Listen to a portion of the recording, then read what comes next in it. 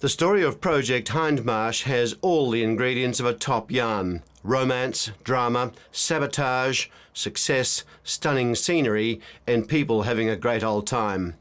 Many believe the story started in the lounge room of Wimmera naturalist Clive Crouch in 1996, but in reality the story goes back much further than that. I was on council back in the 80s and I was getting terribly concerned about the extent of clearing of roadside vegetation, particularly when farmers were putting up a new fence. I just moved to the area and sort of twiddling my fingers, but I was really passionate about the environment and wanting to do something, so I've joined the tree group. We're planting trees here and there, and then we said, well, what do we really want to do? So one was to connect the big desert and little desert again. So that's when we came up, Charlie Hayek and John Oldfield and I went out and identified this 75-kilometre corridor, and that's when Rob came in to go and see what needed to go with. And then John Oldfield said, I think we should do an inventory of the remnant native vegetation on the roadsides between the Wimmera River and the South Australian border.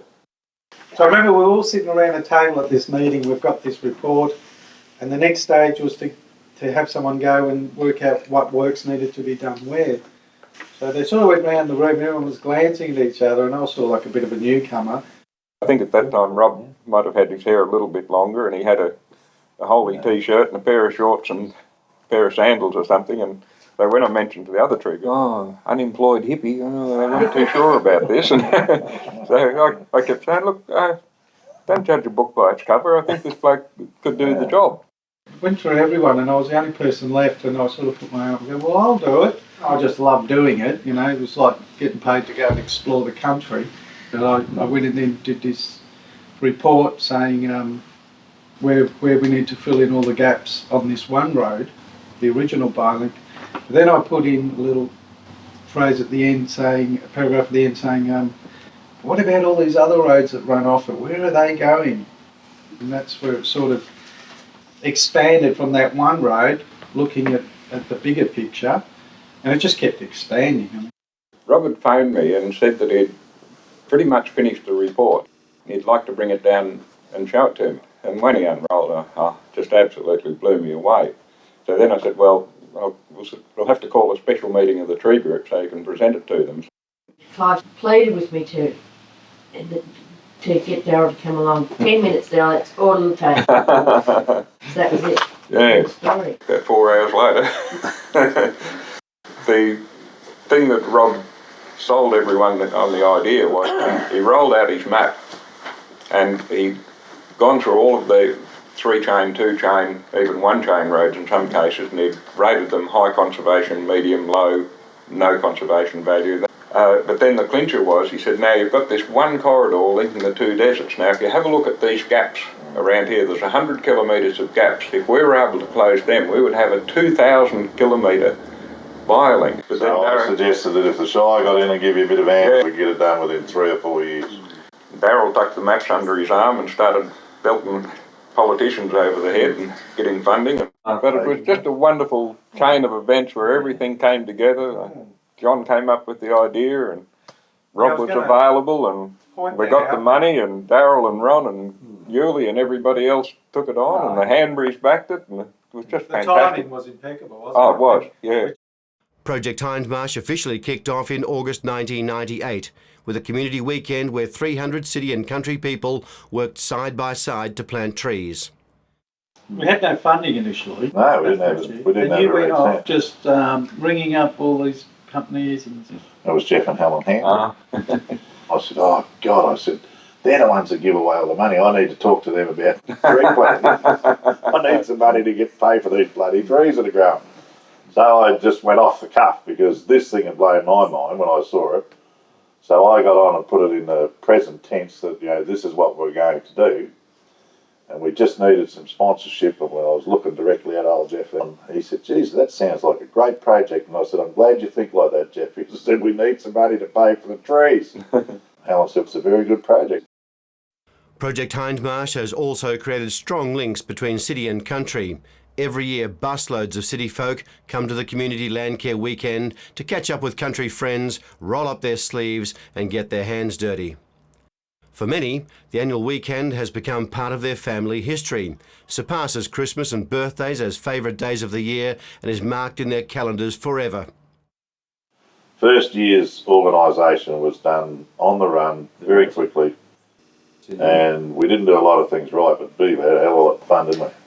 When I look back on 10 years, it's been terrific personal experiences, I reckon. And one is that on the 1 minute we can be in a meeting where we're talking about visionary stuff, but then we can spend an hour talking about salad rolls and stuff.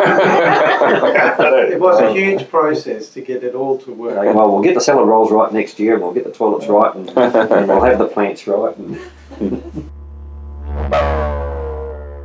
We still don't know who this was, but we delivered the trees Thursday night, and we went out and we planted them all on the Saturday, and within a fortnight they'd all died, every single one of them, including the square round. Somebody had gone up and sprayed the whole lot with Roundup on a lighter note. On a lighter note.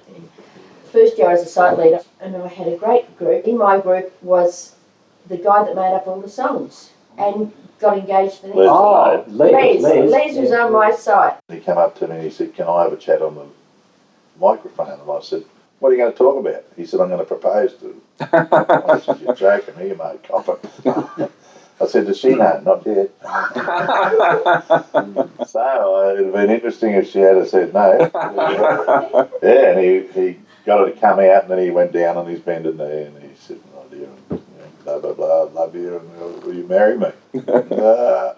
So 300 people started yelling and yahooing and clapping, and she really had no option.